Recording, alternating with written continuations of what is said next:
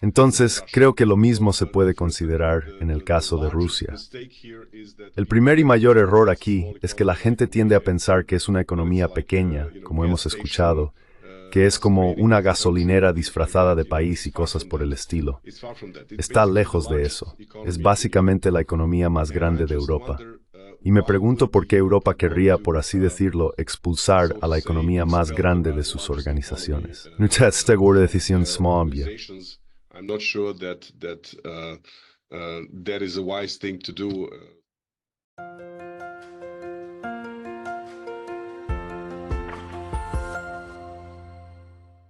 Everybody, I'm still talking to Dejan Šoškić, the former governor. Todos, sigo hablando con Dejan Šoškić, el ex gobernador del Banco Central de Serbia. En la segunda parte, queremos hablar un poco sobre Rusia y los conceptos erróneos sobre Rusia. Pero tal vez comencemos con los impactos de las recientes decisiones políticas. Estados Unidos y los europeos decidieron congelar los activos soberanos de Rusia e incluso intentaron de alguna manera usarlos para apoyar a Ucrania en la guerra. Ahora han decidido básicamente no congelar y luego usar los ingresos de los intereses de esos montos principales congelados y prometer eso a Ucrania. Esto me parece algo muy insensato. Definitivamente disminuye la confianza en los sistemas legales de Estados Unidos y Europa para proteger los activos. ¿No es así? ¿Qué opinas de esa decisión? Assets, doesn't it? What did you make out of that decision?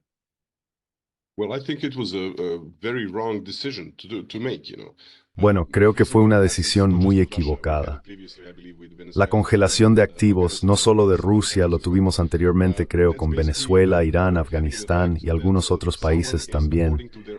Eso básicamente tiene un efecto donde alguien, según sus propios criterios, toma decisiones que tienen un impacto muy directo en la propiedad de activos denominados en dólares. Así que quien tenga dólares y piense en la seguridad de sus depósitos, ahora debería pensarlo dos veces debido a estas prácticas. El dólar se ha convertido en una moneda que algunos querrían evitar porque se han tomado estas acciones.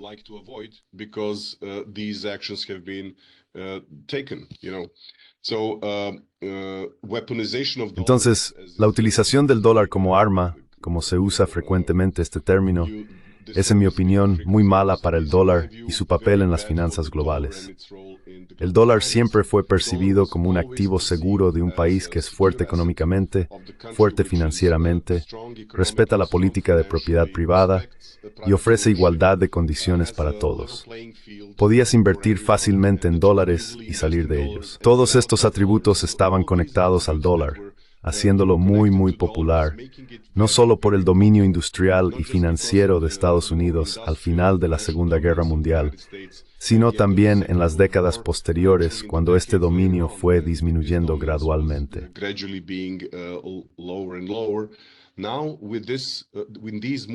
Ahora, con estos movimientos creo que es un mensaje muy malo. Congelar la cuenta de alguien sin fundamentos legales realmente sólidos, y no he visto esos fundamentos legales sólidos para esta acción, es un mensaje muy malo para la confianza en el sistema. Este sistema, como sabemos, básicamente se basa en el hecho de que puedes usar dólares. También puedes usar SWIFT para distribuir información sobre transacciones en dólares. Y puedes usar estos chips, el sistema de compensación dentro del sistema bancario estadounidense, para compensar y liquidar transacciones en dólares. Si armas estas herramientas, si dices que alguien no puede usarlas debido a ciertas decisiones tomadas por el cuerpo ejecutivo del gobierno, eso es, en mi opinión, muy problemático. No solo desde el punto de vista legal, también es muy problemático para la viabilidad de tal sistema a largo plazo.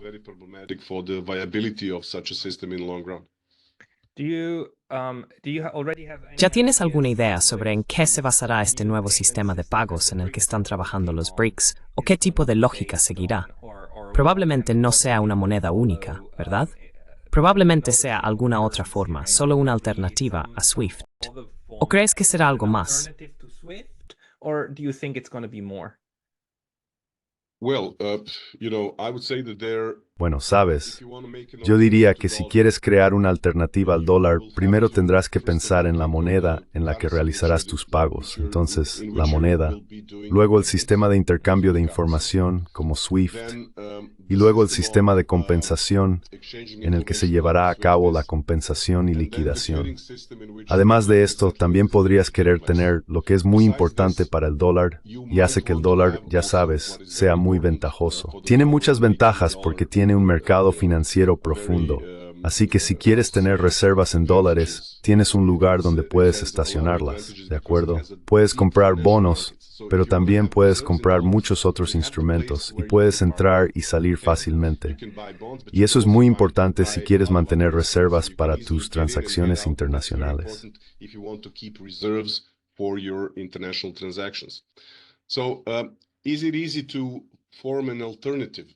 Entonces, ¿es fácil formar una alternativa a este sistema? Yo diría que no es fácil. No es fácil. No va a suceder rápidamente, pero es posible desarrollar gradualmente ciertos otros elementos. Por ejemplo, hoy en día tenemos, digamos, varios de estos sistemas alternativos que pueden considerarse una opción viable. Todos estos países, las grandes economías de China, India y Rusia, tienen sus alternativas al sistema SWIFT. Eso es, digamos, algo de lo que la gente puede no estar completamente consciente, pero las alternativas ya están ahí. Nuevamente mencionando el BIS, hasta donde sigo estos temas, también ha estado activo en la producción de algo que se llama mBridge entre Hong Kong, Tailandia y los Emiratos Árabes Unidos, ya sabes, basado en tecnología blockchain y usando monedas digitales de bancos centrales.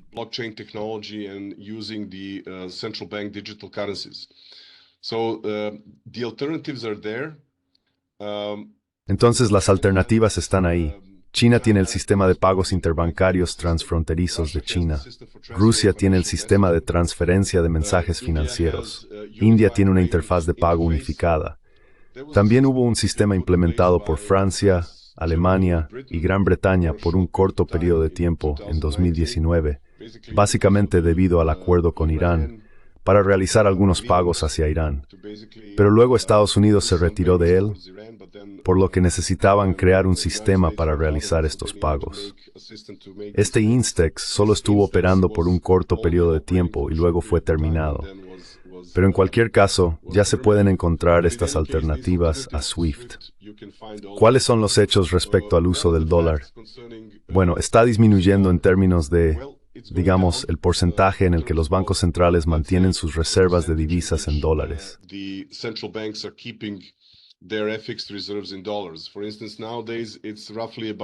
Por ejemplo, hoy en día es aproximadamente un 59%, pero las transacciones de divisas en dólares son muy altas. Casi el 89% de las transacciones son en dólares.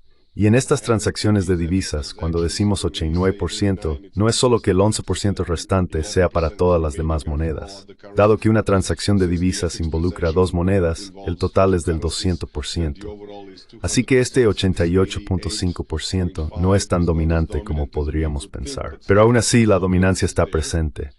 La facturación comercial es aproximadamente del 50%. Los pagos SWIFT en dólares son aproximadamente del 42%.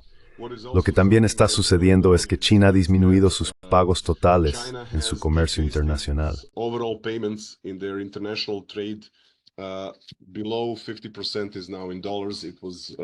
Por debajo del 50% ahora está en dólares. Hace varios años era casi el 90%. Todo el comercio entre China y Rusia ahora se realiza predominantemente en monedas locales. Así que las cosas están cambiando, digamos, rápidamente. No va a ser fácil crear, ya sabes, realmente una especie de moneda de los BRICS, en mi opinión. Eso no va a suceder pronto. Lo que creo que va a suceder es que verás cada vez más de estas monedas locales siendo comerciadas y utilizadas como medios de pago y también proporcionando instrumentos adicionales en otras monedas distintas al dólar, donde la gente puede invertir, pero no solo invertir, también cubrirse en el mercado de divisas.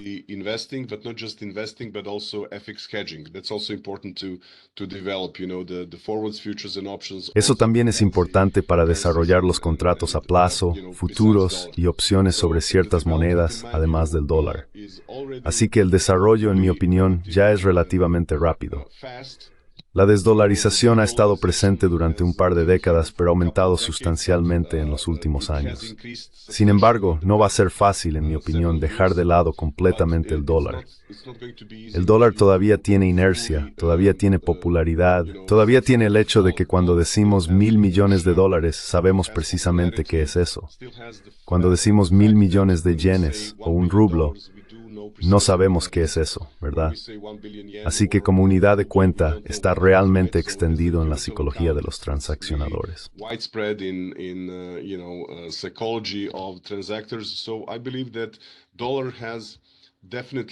Creo que el dólar definitivamente todavía tiene un papel muy importante por delante, pero una disminución gradual de su importancia es, en mi opinión, inevitable.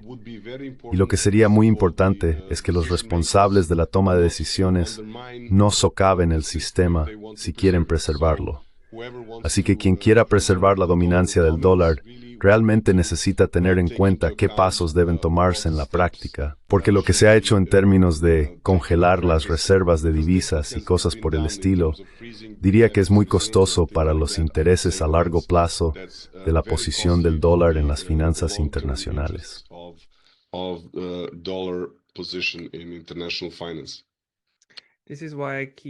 Por eso sigo preguntándome si este no sería el lugar para que el BIS emitiera algo, al menos una unidad de cuenta a la que todos puedan vincularse, porque el BIS es la institución financiera más independiente que se me ocurre en el mundo.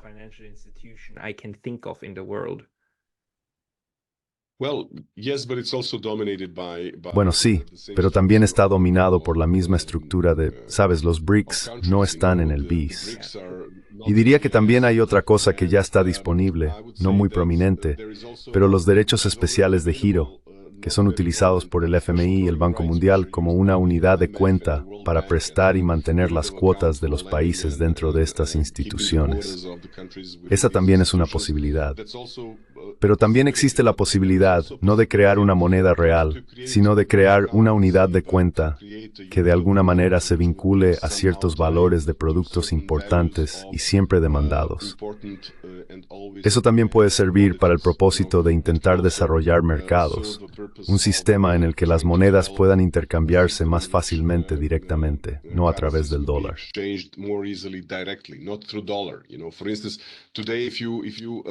Por ejemplo, hoy en día, si quieres analizar lo que está sucediendo, si alguien de Malasia quiere comprar algo de China, compran el dólar, hacen los pagos en dólares y luego estos dólares se venden por yuanes en China. Así que son dos transacciones. ¿Por qué sería ese el caso? ¿Por qué necesitaríamos dos transacciones? ¿Por qué esto necesitaría ser liquidado en algún lugar de Nueva York si estos países están a miles de kilómetros de distancia, teniendo sus propias monedas, que no son malas, son muy estables? Así que diría que es muy importante tratar de encontrar alternativas.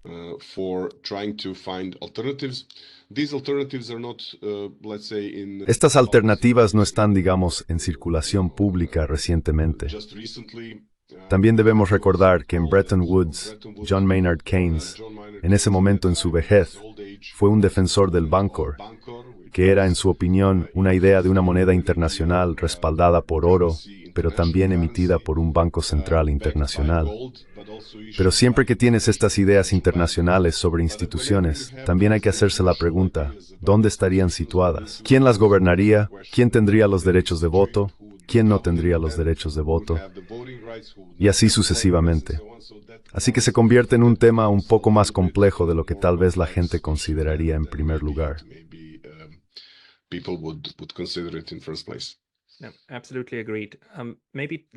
Absolutamente de acuerdo.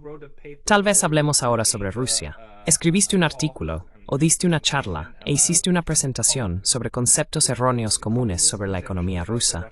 Y estoy muy interesado en escuchar eso. ¿Puedes explicar cuáles son estos conceptos erróneos y dónde están circulando? ¿Te refieres a conceptos erróneos en Occidente o en YouTube? Yo diría que sí.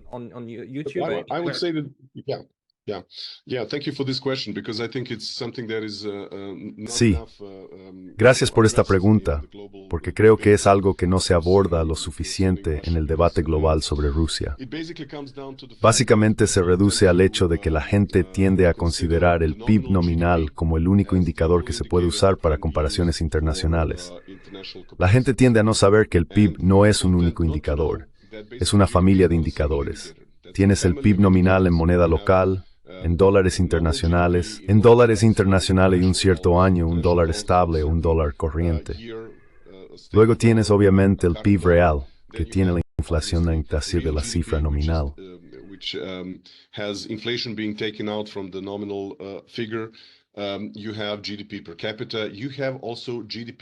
Tienes el PIB per cápita. También tienes el PIB que está corregido por paridad de poder adquisitivo. En mi opinión, ese es el único que se puede usar para comparaciones internacionales porque está corregido por las diferencias en los niveles de precios internos de bienes y servicios dentro de varios países.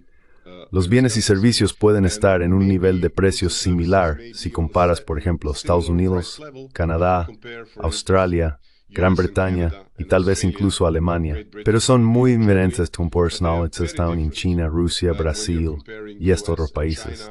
India or Russia or Brazil and these other countries. That's why basically from the late 60s. Por eso básicamente desde finales de los años 60, este proyecto de paridad de poder adquisitivo ha ido evolucionando gradualmente, promovido por el Banco Mundial, la Fundación Ford y ciertas universidades de Estados Unidos. Ahora ha crecido para tener en cuenta, creo, a más de 170 países en todo el mundo, que están produciendo un indicador correctivo para corregir los tipos de cambio nominales. Así que la paridad de poder adquisitivo es en realidad un tipo de cambio que se corrige por la diferencia en los niveles de precios. Por lo tanto, el PIB se convierte en una medida más realista si tomas este PIB corregido por la paridad de poder adquisitivo y está disponible públicamente en los sitios web del Banco Mundial, el FMI, la CIA, lo que sea. IMF, CIA, you name it. Everyone is also using GDP corrected for the purchasing power. Todos también están utilizando el PIB corregido por paridad de poder adquisitivo.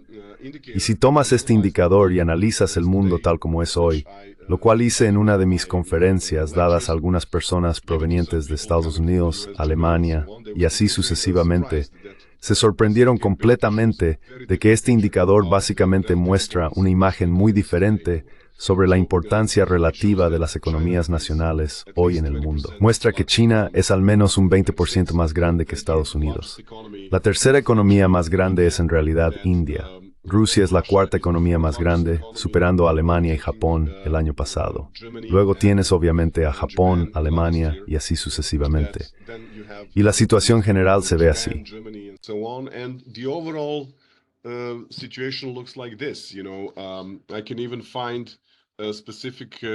Puedo incluso encontrar datos específicos para contarte sobre esto.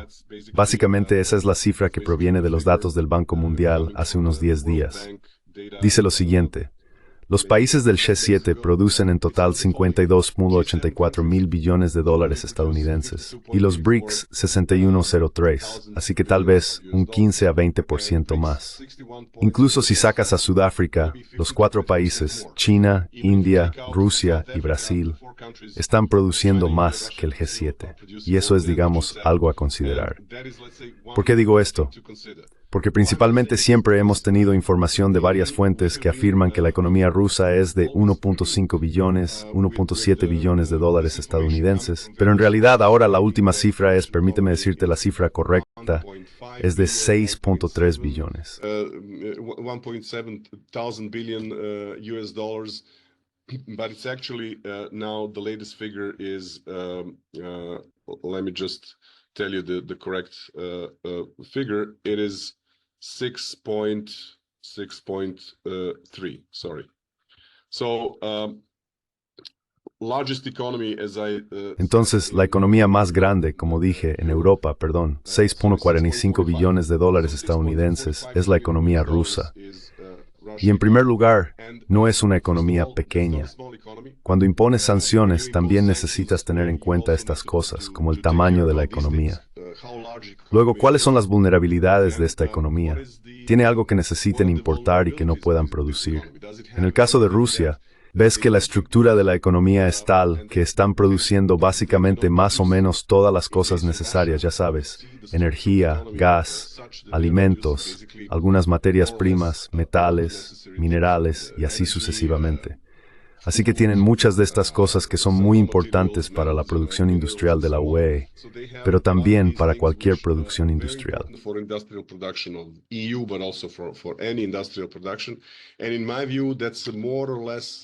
En mi opinión, eso es una economía más o menos autosuficiente. Tiene más de 140 millones de personas. Me parece mucho a los Estados Unidos en el siglo XIX. Podrían tener un desarrollo interno sin la necesidad de comerciar demasiado con el resto del mundo. Sabes, también tienen esta capacidad de producir alta tecnología en ciertas áreas, y conocemos esas. Así que ya sabes, la gente muy frecuentemente hace una pregunta: ¿cómo se volvió Japón tan efectivo en la producción de electrónica, bienes de consumo, automóviles y motocicletas después de la Segunda Guerra Mundial?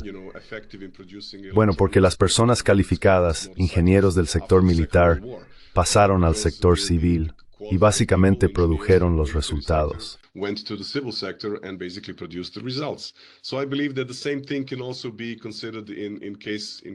Entonces, creo que lo mismo se puede considerar en el caso de Rusia.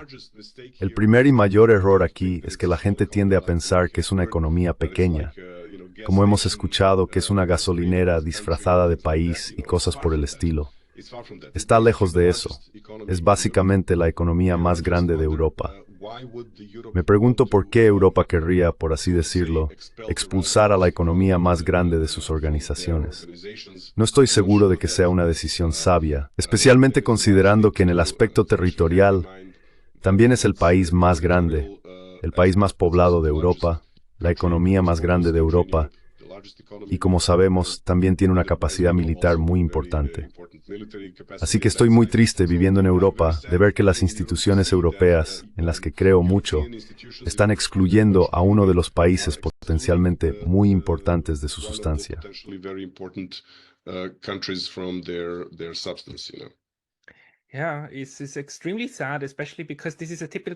Sí, es extremadamente triste, especialmente porque esto es algo típicamente europeo.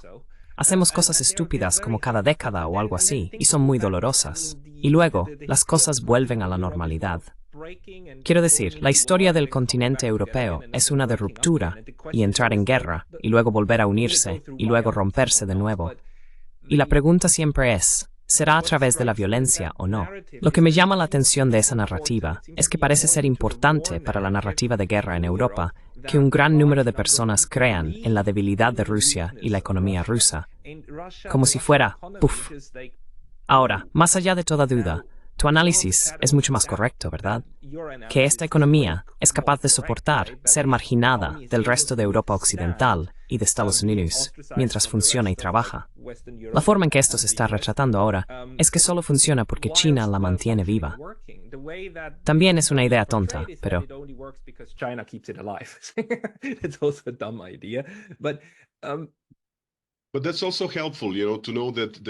Pero eso también es útil, ya sabes. Saber que la economía puede comerciar con la economía más grande del mundo, pero también con India y, digamos, el sur global, ya que no impusieron sanciones a Rusia.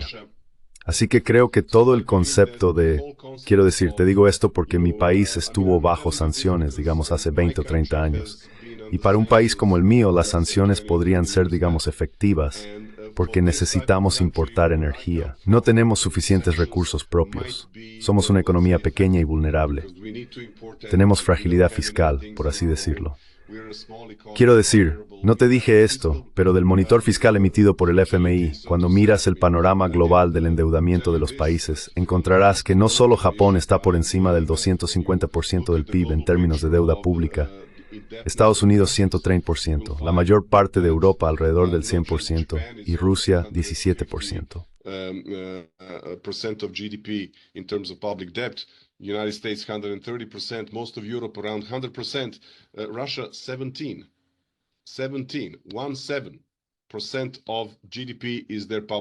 El 17% del PIB es su deuda pública.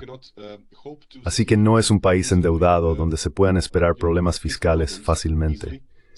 En segundo lugar, en términos de su superávit comercial, siempre pensamos en, digamos, China, Japón y Alemania como países orientados a la exportación porque conocemos sus marcas.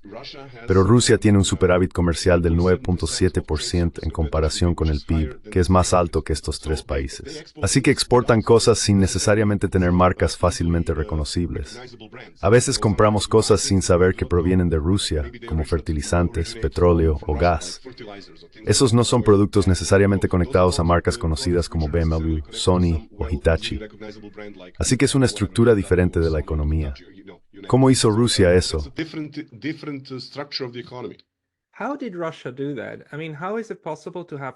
Quiero decir, ¿cómo es posible tener una economía tan grande y funcional, un sector público tan amplio y una capacidad militar tan grande, y gastar todo ese dinero sin realmente incurrir en una deuda enorme? Son las ventas de petróleo. Quiero decir, ¿cómo se tiene un 17% de deuda pública y aún así se tiene una economía tan grande?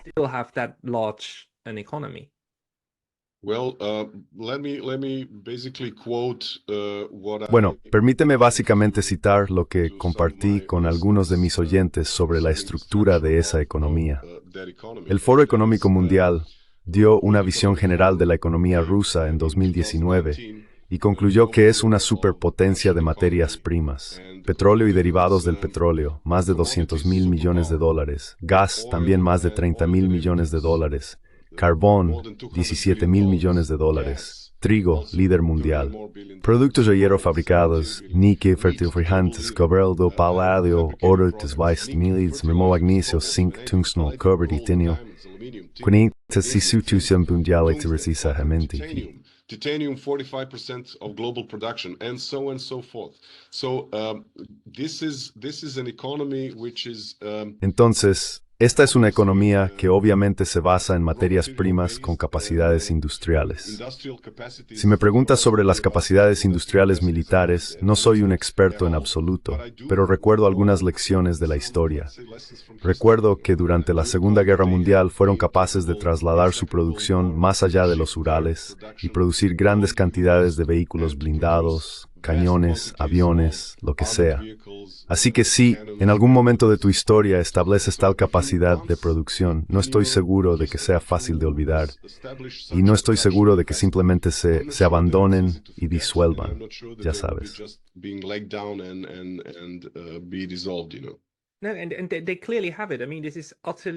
Y claramente lo tienen. Quiero decir, esto es completamente obvio a estas alturas. Pero la pregunta es, ¿cómo lo organizas? Y probablemente sea una cuestión de organización. Así que en las economías de mercado capitalistas occidentales, las clásicas, todo lo que acabas de mencionar, petróleo, oro, titanio, etc., estaría en manos de instituciones privadas, que luego los venderían y obtendrían beneficios privados de ello. Y si el gobierno quiere tener acceso a ello, necesita realmente darles dinero por ese derecho. Pero es justo decir que en la economía rusa todavía hay más integración entre el Estado y la economía real, por lo que Rusia no necesita endeudarse públicamente porque tiene el petróleo, como Rosneft, o como se llama. Quiero decir, el 51% todavía es propiedad del gobierno de Rusia, ¿verdad? No necesita pagar dinero para usar el petróleo.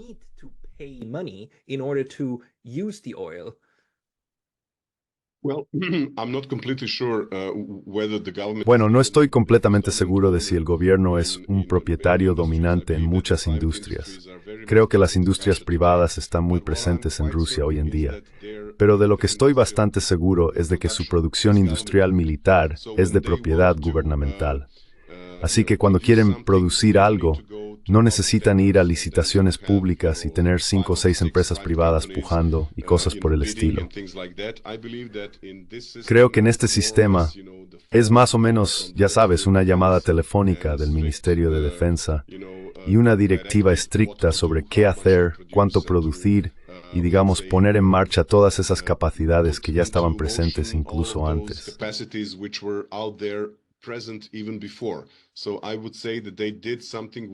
Diría que hicieron algo que para las empresas privadas sería completamente irracional, Y eso es mantener capacidades de producción disponibles, pero no utilizadas. Eso es algo que una empresa privada normal no toleraría de ninguna manera. Diría que esa es la razón por la que pueden aumentar la producción muy rápidamente en un corto periodo de tiempo, lo cual no puede suceder fácilmente en un sistema donde organizas tu complejo militar como en los Estados Unidos y en la mayoría de los países hoy en día. En otros lugares, tus contratistas privados no estarían dispuestos a tener esta carga adicional de mantener capacidad de producción que no se está utilizando en tiempos de paz.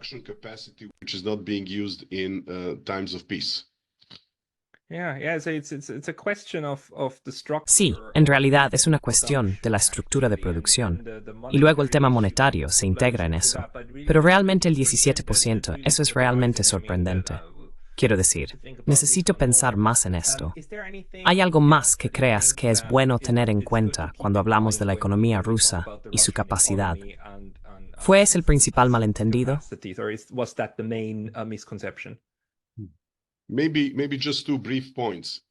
Quizás solo 2 puntos breves.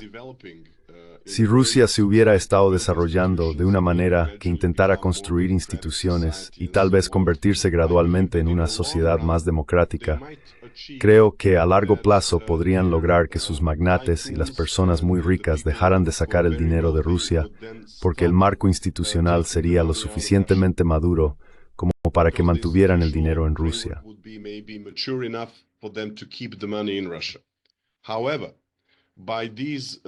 Sin embargo, con estas medidas que hemos visto en Occidente, confiscar los barcos y cuentas bancarias de alguien y tal vez algunos pisos o villas, lo que sea, sin ningún fundamento legal en lo que a mí respecta, no he visto ningún procedimiento legal en ningún tribunal con la decisión de confiscar estos activos. Esas son órdenes ejecutivas. Entonces, si tienes esto, diría que todos estos individuos adinerados provenientes de Rusia que invierten en otros lugares comenzaron a pensarlo 2 veces y decidieron no mover sus activos fuera de Rusia. Por lo tanto, creo que el potencial de inversión en Rusia desde sus fuentes internas ha aumentado drásticamente debido al miedo de las personas adineradas a que sus activos sean confiscados en otros lugares.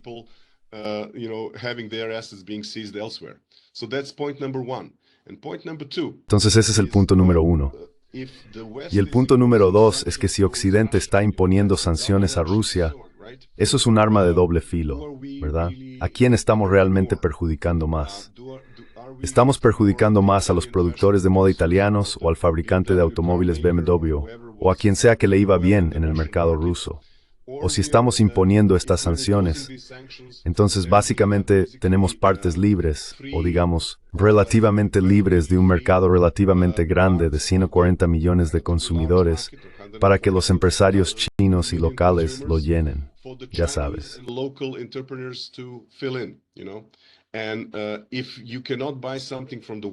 Y si no puedes comprar algo de Occidente y tienes capital, tecnología y personas bien educadas, tarde o temprano comenzarás a producirlo por tu cuenta, o encontrarás otra fuente en el extranjero.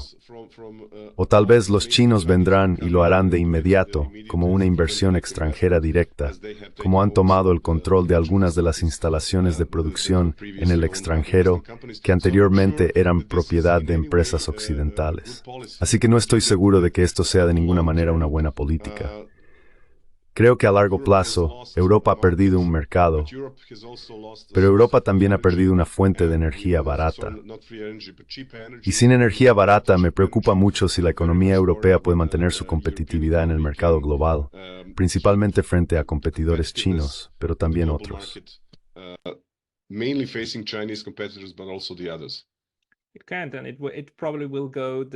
No puede, y probablemente tomará la ruta proteccionista para salvaguardar lo que puedan, lo que solo empeorará las cosas. Sí, desafortunadamente, nosotros los europeos tenemos la costumbre de dispararnos en el pie, y no solo en uno, generalmente en ambos al mismo tiempo.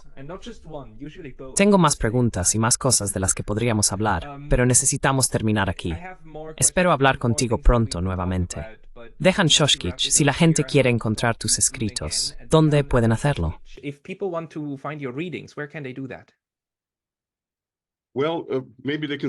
Bueno, tal vez puedan enviarme un correo electrónico y estaré dispuesto a responder de una manera que satisfaga sus necesidades. Mi correo electrónico es simplemente mi nombre, dejan.soskic@gmail.com. Comuníquese directamente con el exgobernador del Banco Central de Serbia, Dejan Šoškić. Muchas gracias por su tiempo hoy. Muchas gracias, gracias.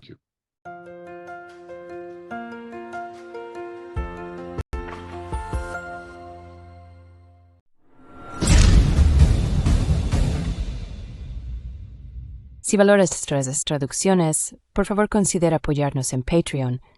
El enlace está en la descripción. Muchas gracias.